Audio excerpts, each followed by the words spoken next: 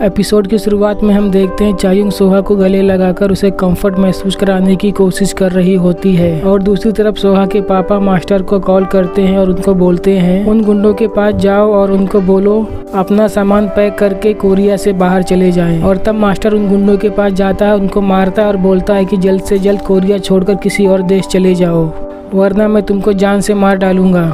और आगे हम देखते हैं सोहा का सेक्रेटरी अपने घर पर होता है और उसके सर में बहुत दर्द हो रहा होता है और तब उसका भाई उससे पूछता है कल तुमने इतनी शराब क्यों पी थी।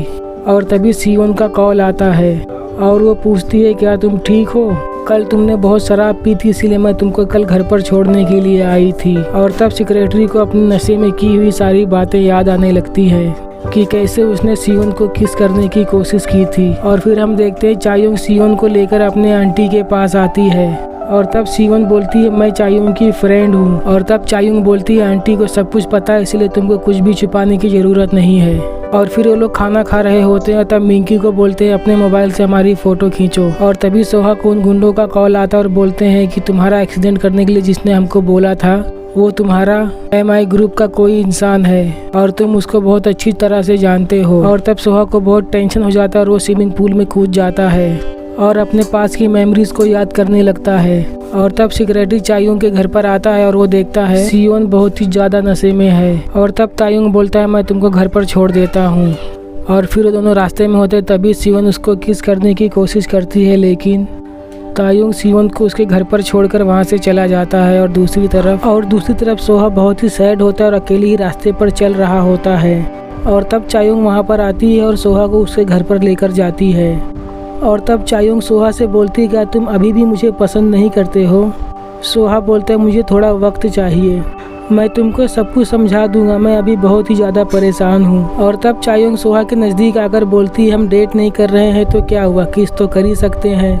और तब चायुंग और सोहा दोनों किस करते हैं। और तभी सोहा के पास चायुंग के भाई का कॉल आता है और तब चायुंग सोहा से पूछती है क्या चल रहा है तुम दोनों के बीच में। और फिर चायुंग अपने भाई के घर पर आती है और उसको बोलती है तुम क्यों उसको परेशान कर रहे हो फ़ोन कर करके।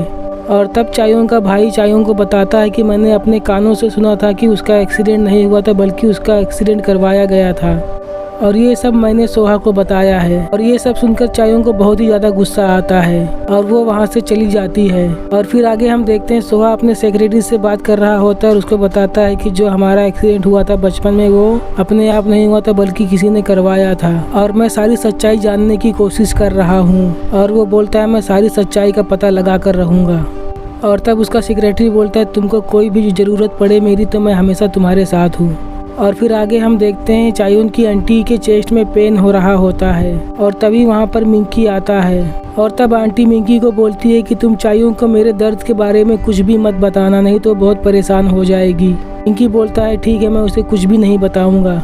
और तब वहाँ पर चायुंग आती है और वो मिंकी से पूछती है कि मैं तुम्हारे कमरे में गई थी और तुम्हारे पास मैंने एक सैमन बेल देखा है। और तब मिंकी चायुंग से बोलता है क्या तुमने उस बेल को टच किया था। और तब मिंकी चायुंग से पूछता है कि तुम्हारा कौन सा जन्म है। और ये सुनकर चायुंग बहुत ही चौंक जाती है और वो बोलती है क्या तुमको भी अपने पिछले जन्म याद हैं। और तब मिंकी चायुंग को बताता है कि मेरा 23वां जन्म है। और ये सुनकर चायुंग बहुत ही खुश हो जाती है और बोलती है चलो कोई तो मिला जो मेरी बातों को समझ सकता है। और तब चायुंग मिंकी के कमरे में जाती है और तब मिंकी चायुंग को बोलता है कि तुम इस बेल को टच करो तुमको पिछले जन्म की सारी बातें याद आ जाएंगी। और तब चायुंग उस बेल को टच करती है और तब उसे अपने पिछले जन्म की सारी बातें याद आ जाती हैं जो वो भूल गई थी। और दूसरी तरफ सोहा के पापा के पास सोहा का सेक्रेटरी आता है और तब सोहा के पापा उसके सेक्रेटरी से सोहा की इन्फॉर्मेशन निकालने की कोशिश करते हैं लेकिन सेक्रेटरी उनको कुछ भी नहीं बताता। और तब सोहा के पापा बोलते हैं सोहा पता नहीं कौन से गुंडों के पीछे पड़ा हुआ है, उसको लगता है उसका एक्सीडेंट किसी ने जानबूझकर करवाया था लेकिन ऐसा कुछ भी नहीं है, उसको तुम बोलो कि वो अपने काम पर ध्यान दे। और तब सेक्रेटरी बोलता है ठीक है मैं उसको समझा दूंगा। और फिर आगे हम देखते हैं चायुंग और सोहा कैबिन में बैठकर बातें कर रहे होते हैं और ये देखकर सेक्रेटरी को अच्छा नहीं लगता, उसको बहुत ही अजीब लगता है। तब वो चायुंग को बाहर बुलाता है और वो चायुंग को बोलता है तुम यहाँ पर सिर्फ काम पर ध्यान दो, सोहा से दूर रहो। और तब चायुंग सेक्रेटरी से बोलती है तुम पिछले जन्म के बारे में यकीन करते हो। और तब सेक्रेटरी बोलता है मुझे कुछ नहीं पता इसके बारे में लेकिन मैं सोहा को बता दूंगा कि तुमको अपने सारे जन्म याद हैं। और फिर सेक्रेटरी चायुंग से पूछता है कि तुमको ज्वेलरी बॉक्स के बारे में तुम्हें याद है जो बचपन में चायुंग ने सोहा को दिया था? और तब चायुंग बोलती हाँ मुझे सब कुछ याद है, उसके अंदर क्या है मुझे ये भी पता है। और ये सुनकर सेक्रेटरी बहुत ही चौंक जाता है। तब सेक्रेटरी वहाँ से चला जाता है और तभी सोहा के मोबाइल पर एक मैसेज आता है और उसमें लिखा होता है हमारे पास सबूत है जिसको देखकर तुम्हें पता चल जाएगा तुम्हारा एक्सीडेंट किसने करवाया था। और तब सोहा उन गुंडों से मिलने के लिए जाता है और चायुंग सोहा को जाते हुए देख लेती है। तब चायुंग भी सोहा के साथ जाती है और तब सोहा चायुंग से बोलता है तुम मेरे साथ चल रही हो लेकिन तुम दूर ही रहना, मैं उन लोगों से मिलने के लिए अकेली ही जाऊंगा। और यहीं पर ये एपिसोड खत्म हो जाता है। अगर आप लोगों की एक्सप्लेनिंग अच्छी लगी तो प्लीज़ इस चैनल को लाइक और सब्सक्राइब करें। मिलते हैं नेक्स्ट एपिसोड के साथ, तब तक के लिए गुड बाय।